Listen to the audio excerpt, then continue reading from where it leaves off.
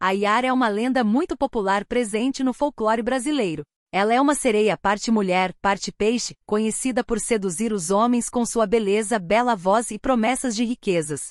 Essa lenda surgiu na Europa e foi trazida para o Brasil durante a colonização, sendo adaptada à cultura indígena. O que diz a lenda de Iara? A Iara é uma lenda do folclore brasileiro, sendo também muito conhecida como Mãe d'Água. A lenda, muito conhecida na região norte do Brasil, fala de uma sereia que possui parte do corpo em forma de mulher e a outra parte do corpo em forma de peixe. A Iara tem sua casa no fundo do rio, possuindo grande beleza e riqueza. Na lenda, Iara usava desses atributos para atrair homens que passavam perto de seus domínios. Além da riqueza e da beleza, ela também usava da sua bela voz para atraí-los.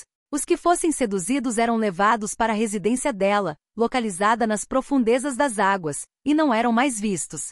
Na lenda indígena, conta-se que a Iara era filha de um pajé e era bastante famosa por ser uma exímia guerreira. As qualidades de Iara despertavam a inveja alheia, fazendo com que ela fosse vítima de seus irmãos, que se uniram para matá-la. Durante a emboscada, Iara resistiu e na luta matou todos os seus irmãos. Em seguida, ela fugiu, temendo que seu pai reagisse mal ao que tinha acontecido.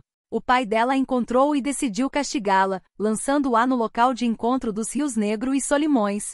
Ela então foi salva pelos peixes, assumindo a sua forma como é conhecida parte peixe, parte mulher. No idioma tupi, o termo Iara significa Senhora das Águas. Qual é a origem da lenda de Iara? Apesar de todos os elementos indígenas na lenda da Iara, a origem dessa lenda não é indígena, mas europeia. É o que aponta o folclorista e antropólogo Luiz da Câmara Cascudo.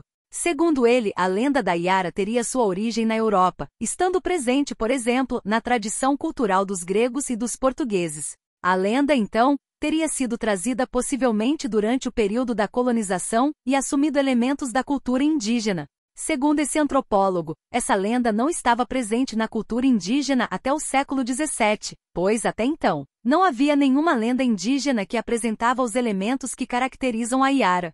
A origem da lenda da Iara pode ser traçada na Grécia, local onde havia a crença na existência das sereias, seres que seduziam os homens com um belo canto. Entretanto, as sereias para os gregos eram parte mulher e parte pássaro. A forma de peixe da sereia só surgiu em Portugal por volta do século XV. Em Portugal também existia um ser mítico conhecido como Moura Encantada. Esse ser tinha a forma de uma bela mulher e oferecia riquezas para seduzir os homens. Acreditava-se que as mouras encantadas eram filhas de reis e príncipes mouros que protegiam as riquezas que eles deixaram para trás. Elas cantavam com o intuito de seduzir um homem que quebrasse o encanto que as prendia nessa condição. As mouras encantadas possuem muitos elementos em comum com a Iara. Ser mítico em forma de mulher, grande beleza, bela voz, procuram seduzir os homens oferecendo-lhes grande riqueza. Em Portugal também se estabeleceu a crença na sereia, ser mítico que seduzia os homens com sua voz encantadora. Essa lenda, trazida ao Brasil pelos portugueses, teria sido relacionada pelos próprios portugueses com algumas lendas indígenas.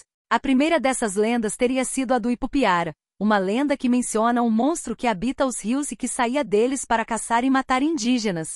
Entretanto, o Ipupiara não possuía forma humana, mas somente de monstro. O Ipupiara, no entanto, não possuía nada em comum com Iara, além de ambos residirem no rio. Essa associação da Iara com o Ipupiara foi realizada pelos portugueses e só foi possível pelo desconhecimento que eles tinham da cultura indígena. Outra lenda indígena que foi associada com a Iara foi a da Cobra Grande, também conhecida como Boiúna. A Cobra Grande era uma cobra negra que habitava os rios, perseguindo os homens que ousassem cruzar os seus domínios. Não tinha forma humana e também não seduzia homem algum. Outra forma de enxergar essas relações é entender que a Iara pode ter se formado a partir da junção dessas diferentes lendas. A sereia portuguesa já era uma adaptação da sereia grega, e chegando aqui, outras lendas, como a do Ipupiara e do Boiúna, podem ter fornecido elementos que resultaram na Iara. Muitos também entendem que a Iara possui elementos da cultura africana a partir da relação dela com a orixá Iemanjá.